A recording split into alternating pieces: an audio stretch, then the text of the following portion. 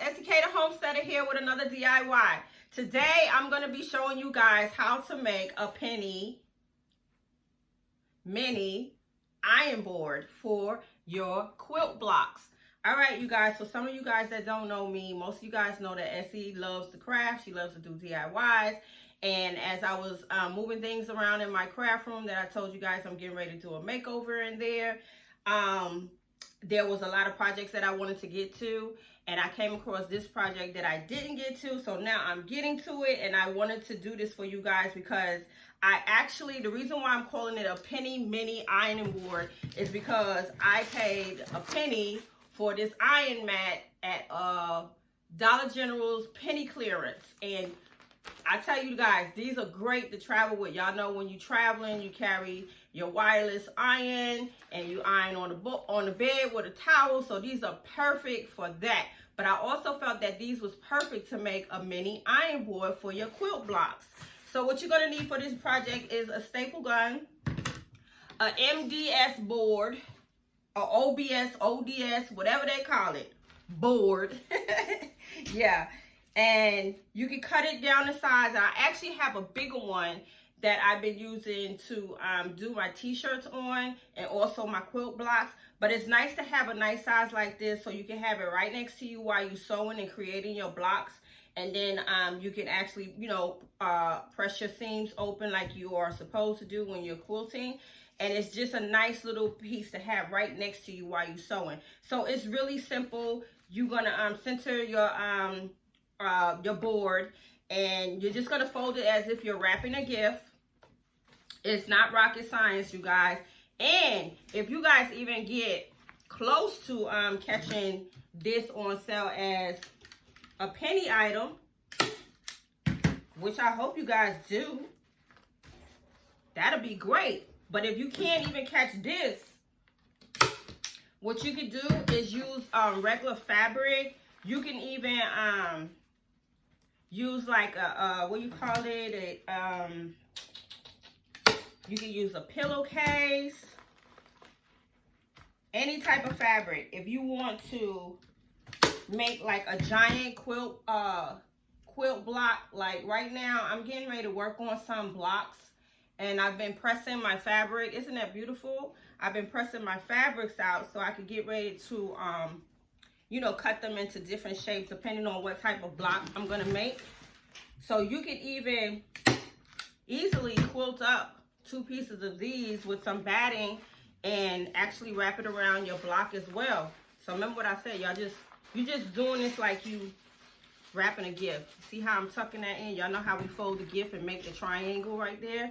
Well, I'm gonna keep mine as squared, and I'm just gonna tuck it inside there like so. So you guys can see, real easy peasy, you guys. And trust me, if you are a quilter, you will love this. And even if you're a beginner quilter, you will love having this right next to your sewing machine so that you can press those seams out when you are creating your block. And most of us that quilt have a wireless iron, so they don't have to travel to the ironing board. Some of us press on our cutting tables, and a lot of us like to keep these boards next to us sewing.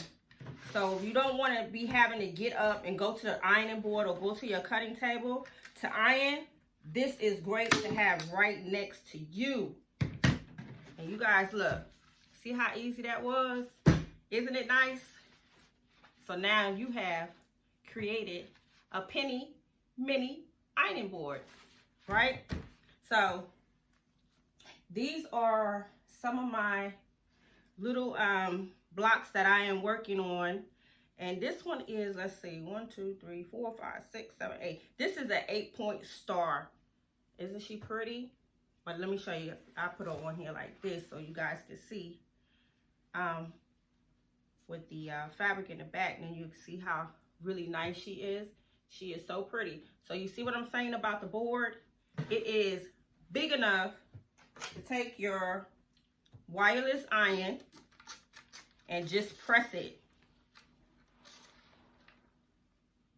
And then you just get back to ironing.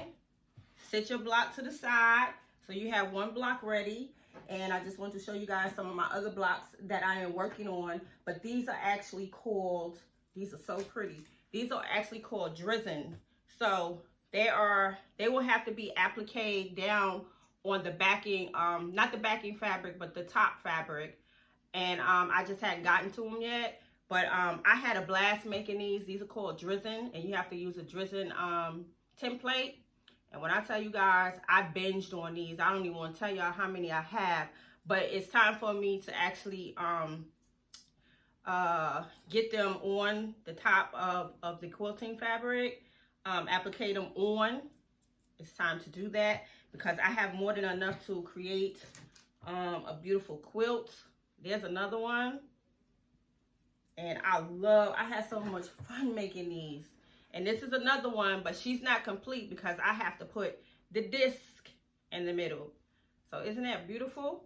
So, and you see how easy it is to fit on your ironing block? You can just press it out, real easy peasy. Take your wireless iron. These wireless irons are excellent for quilting. Most quilters have this. And you just sit your block to the side and you could just keep on producing and ironing your open seams and not having to get up all the time and go to your cutting area or your ironing board area.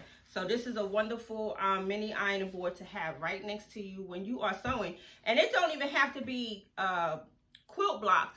It could be a shirt that you're working on, a dress, a blazer, something that needs a quick press where you don't want to have to get up and walk to that ironing board or walk to your cutting table. So this is a great DIY. Make sure you guys leave me a comment and let me know if you tried it. I hope you guys find this penny little mat. Yes, Essie found a couple of these. I gave some away, but I also kept a few because I wanted to create these boards. All right, family, so I hope you guys enjoyed this DIY on how to make a penny mini ironing board. And EsiK The Homesteaddah will see you guys on the next video. Peace.